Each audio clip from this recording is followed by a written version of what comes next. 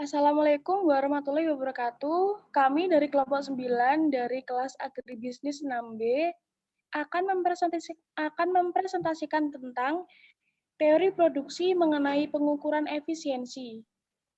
Dengan anggota kelompok, Imam Nur Hanafi, Surya Yasmina Sofa, Muhammad Walid Saban Usman, dan Dini Rizkyoni. Selanjutnya materinya akan dipresentasikan oleh Imam. Silakan Imam. Teori produksi mengenai pengukuran efisiensi. Efisiensi produksi adalah seni dan ilmu tentang menyeimbangkan faktor proses untuk mencapai hasil yang diinginkan. Fungsi produksi digunakan sebagai yang pertama adalah alat analisis yang menjelaskan gejala-gejala yang terjadi dalam proses produksi. Dan juga alat analisis normatif yang dapat menentukan keadaan terbaik untuk memaksimumkan keuntungan. Unsur-unsur efisiensi. Dalam efisiensi terdapat dua unsur, yaitu unsur kegiatan dan hasil dari kegiatan tersebut. Berikut adalah penjelasan lengkapnya. Unsur kegiatan. Unsur kegiatan dapat dikatakan efisien apabila suatu tindakan dengan usaha tersebut mampu memberikan hasil yang maksimal. Yang kedua adalah unsur hasil. Unsur hasil dapat dikatakan efisien apabila suatu hasil pekerjaan tersebut dapat dicapai dengan usaha, yaitu berupa waktu, biaya, dan metode kerja yang seminimal mungkin. Ada tiga faktor yang menyebabkan efisiensi, yaitu apabila dengan input yang sama menghasilkan output yang lebih besar, atau dengan input yang lebih kecil menghasilkan output yang sama, dan juga dengan output yang lebih besar menghasilkan output yang lebih besar.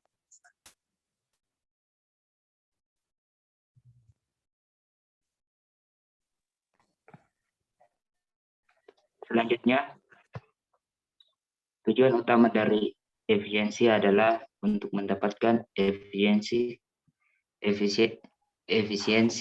yang optimal, artinya adalah perbandingan terbaik antara sumber daya yang dikorbankan dan hasil yang didapatkan sesuai dengan yang diharapkan. Nilai efisiensi yang dihasilkan bersifat relatif atau hanya berlaku dalam sekumpulan unit kegiatan ekonomi atau UK yang dibandingkan. Selanjutnya, efisien untuk mengukur kinerja proses produksi dalam arti luas dengan mengoperasionalkan variabel-variabel yang luas dengan mempunyai satuan yang berbeda-berbeda, yang kebanyakan seperti dalam pengukuran barang-barang publik atau barang yang tidak mempunyai pasar tertentu, maka analisis DA merupakan pilihan yang sesuai. Selanjutnya, efisiensi produksi, tingkat optimum, penggunaan sumber daya secara ekonomi, tingkat penggunaan input yang paling efisien tergantung pada hubungan antara input dan harga output.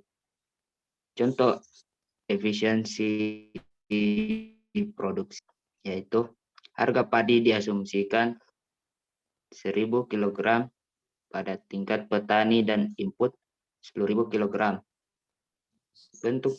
Bentuk fungsi produksi tetap sama sebagaimana gambar karena satuan yang digunakan dalam nilai moneter, maka TPP digantikan dengan konsep TFP. APP menjadi AFP dan MPP menjadi MVP. Informasi tambahan yang diperoleh dari gambar adalah garis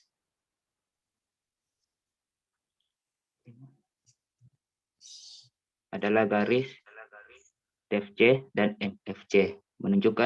TFC menunjukkan akumulasi biaya akibat peningkatan penggunaan pupuk. Misalnya setiap penambahan 25 kg pupuk akan menyebabkan peningkatan biaya sebesar 250.000.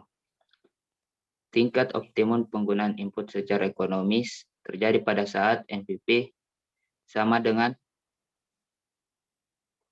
harga input atau titik E.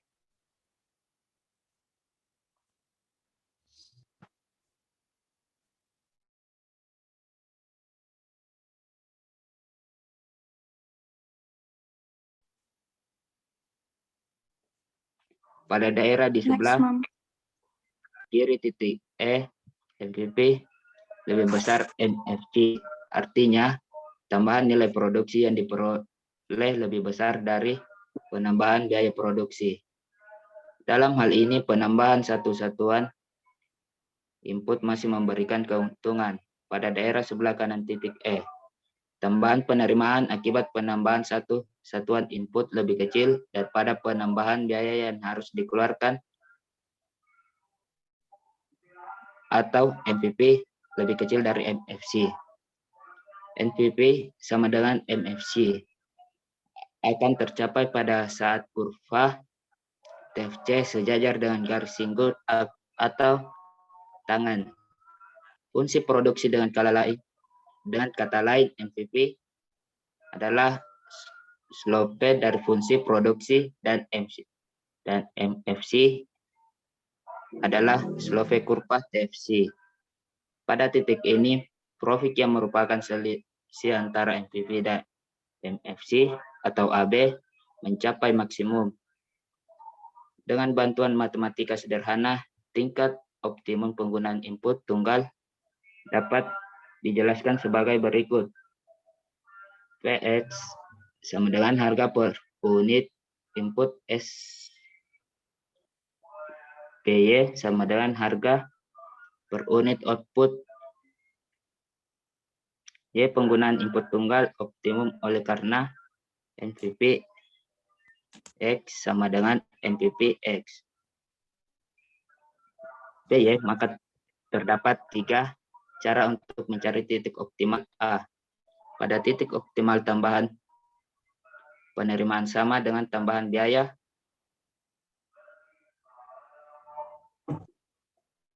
sama dengan NPV X sama dengan PX. Jika NPV X lebih besar PX, berarti petani penggunaan terlalu sedikit input.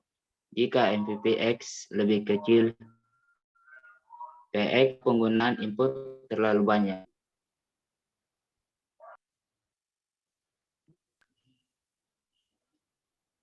Selanjutnya, dengan menyusun persamaan tersebut, kondisi optimum juga dapat dinyatakan sebagai MVPX per PX sama dengan 1. Dengan kata lain, rasio antara nilai produk marginal terhadap harga input harus sama dengan 1.